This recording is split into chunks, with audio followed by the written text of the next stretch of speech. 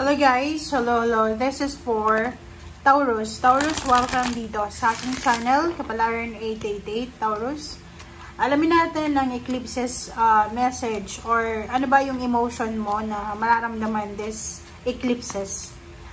Eclipse season September 2025, lunar eclipse September 7 to 8 para sa mga taga Philippines, and September 21 solar eclipse. So tingnan natin. Okay. Taurus. I hope na nasa mabuti kang kalagayan sa ngayon. Alright. Taurus, let go. Wow. Ano ba yung kailangan ni let go? Okay, let's check the next deck. Letting go. Okay. Tingnan natin.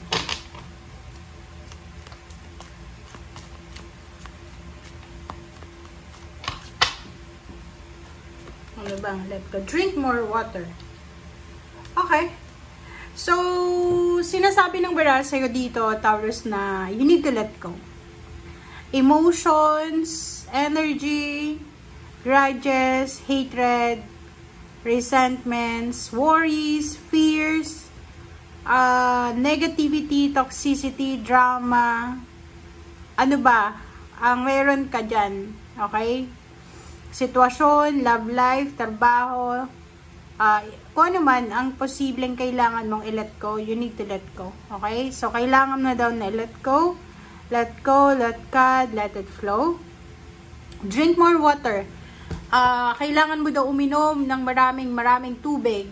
Okay? So, yung para sa'yo, na amount talaga. Kung magkano ba yung, or ano ba yung kailangan mong gawin, okay, para ma-replenish yung energy mo, gawin mo siya, okay. Drink more water, electrolytes, dun sa mga nagda-diet, dun naman sa mga tawag dito, yung mga parang nakatira kayo sa Middle East, maybe may inat dyan, or kung ano pa man, so you need to drink more water. Okay. Tingnan natin.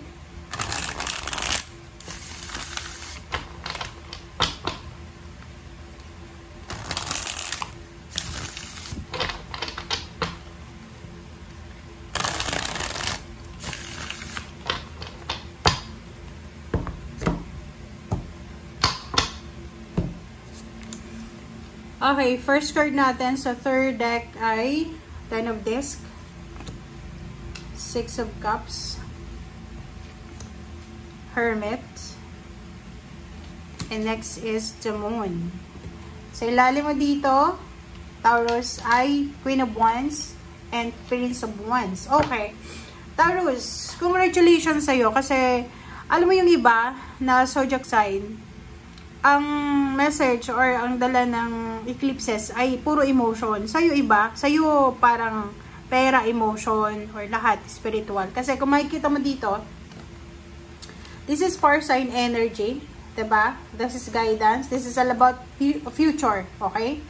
So, sinasabi ng Baral sa'yo dito, Taurus, na ihanda mo daw ang sarili mo, ang katawan mo, okay? Kasi there's an exciting incoming freedom, especially sa future mo. Nakikita ko dito, maybe this is travel around the world. This is endings. This is level up, upgrade. Okay? Kung ano man yan na pwedeng i-upgrade sa'yo, is either trabaho, meron kang promotion na matatanggap, salary increase, or maybe parang relocate ka sa isang lugar na talagang hindi mo in-expect. Okay? Ten of Discs, Six of Cups, and the Hermit, the Moon. Sinasabi ng baraha, maybe for the past 10 months or 10 years or maybe 6 months, 6 years. Siguro last year or maybe 3 years ago or within the last 3 years, parang hindi naging maganda yung takbo ng finances mo or like finances and emotion. But nakikita ko sa'yo dito, yung dala ng eclipse sa'yo is sobrang positive. There's a lot, okay? Lump sum of money, inheritance, yun na nga, lump sum. Sobrang dami, okay? Umaapaw na pera. And Six of Cups, there's a relationship, there's an emotion na parang babalik sa'yo. So, yung mga ex nyo, magkaka-interest ulit sa inyo.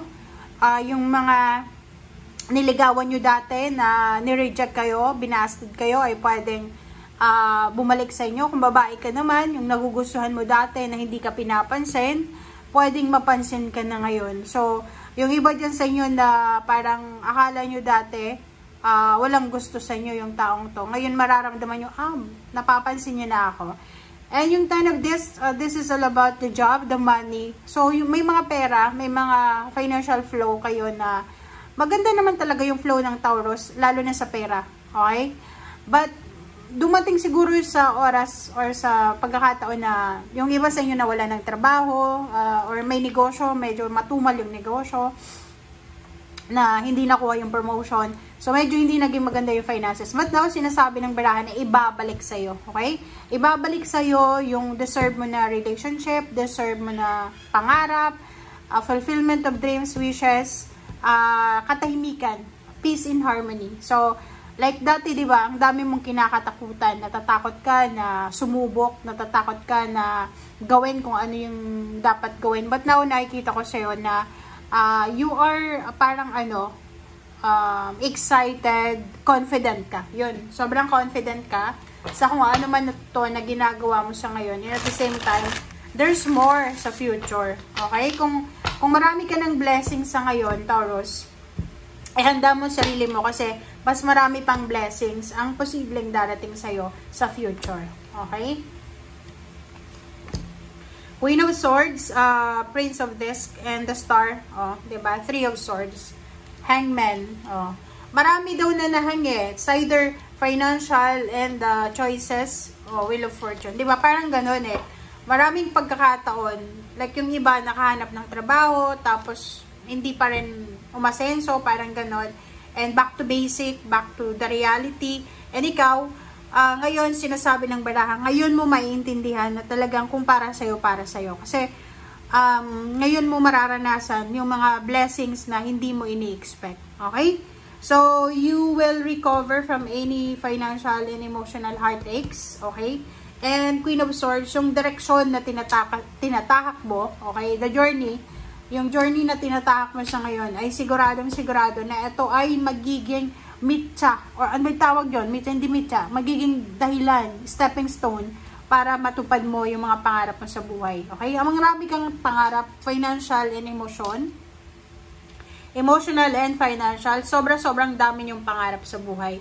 And, nakikita ko sa'yo dito na, sobrang blessings ang parating sa'yo. Okay? Thank you guys for watching. Bye!